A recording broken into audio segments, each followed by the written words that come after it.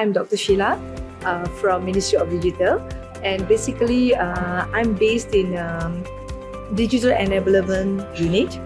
What we are doing right now is more on developing on policies, especially on national cloud policy, and then looking into digital transformation in public sector as well. And we are also engaging with My Digital Cooperation as well as with MDEC, and also one of our core agencies is National Digital Department as well as the JPDP for the act of PDPA as well. So that is our key core areas right now.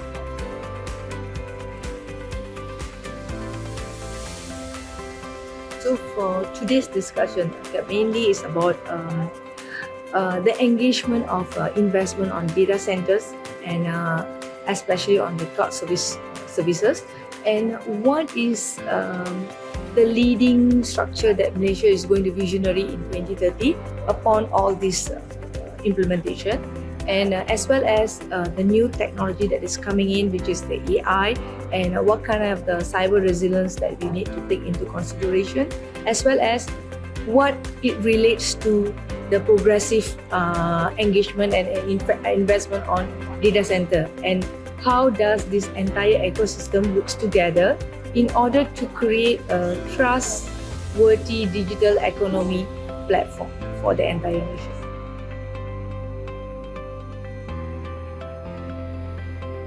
Basically, right now, what we have imposed right now is a 2-tier or 3-tier. Basically, it's a 3-tier data center or 4-tier. 4-tier is upcoming. Okay, so the data center is relevantly, progressively for the purpose of adopting cloud and services. But when AI technology comes in and embark the entire digital economy environment, so to upgrade and to catch up the level of, because the AI needs high expansion of servers with a high rate of speed up processing power.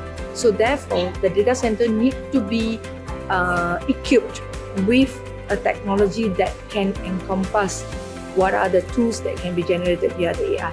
So looking into the data, so how this data can be generated into a digital economy environment. So how it can affect monetization and ethic use of the data, the regulatories of all this comes in together.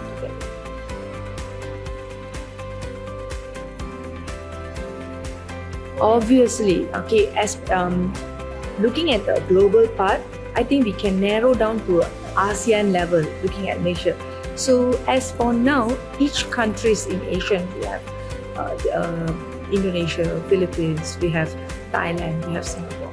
So they have their own set of regulatory, which all these regulatory have never come to a set of centralized body to regulate on the cross-border data flow. So for example, if you look at high cash flows, high flows of data in Malaysia, mainly on the finance environment, and then e-hailing, e-commerce, entertainment, Netflix, all this. So the data transition is very vice versa, and it's very across the region and so on.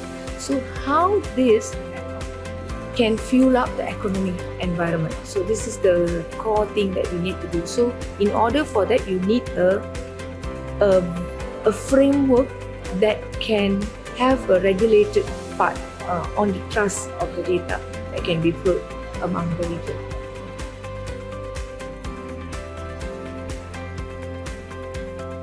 Basically, to tell you the truth, I've been with DCCI, I think it was 3 years back. Since 2021, 2022, it's actually a continuous process. So what I can see is things are changes, because initially when I joined in, we were talking about the startup of data center, how to boost up the cloud adoption at that moment. But now it has expanded to new technologies. For example, how AI works into data centers and the cloud services. So I guess from time to time, there's a lot of things that need to be thought for, and knowledge has been increased into expanding into what is the core deliverables that you have. When I have data centers in my country, what I get? What is the investment? Obviously, yes, we can say the investment rate is very high, but what the country itself are putting in hand to serve when I have the data center here, so what I gain out of the data center, because the services are in various countries. So what Malaysia can actually encounter on this part. So this is the key area that I can see when they are doing their presentation. So okay, there's a few things that we need to highlight, especially on the sustainability part, okay, on energy efficiency, and providing opportunities for the local services, local providers, supply chain of the data center. Because right now we don't have a generic supply chain for locally based in Malaysia for the supply chain for the data center as well for the cloud services. So that's what I could see, I could learn in this current progress of the DCCI exam.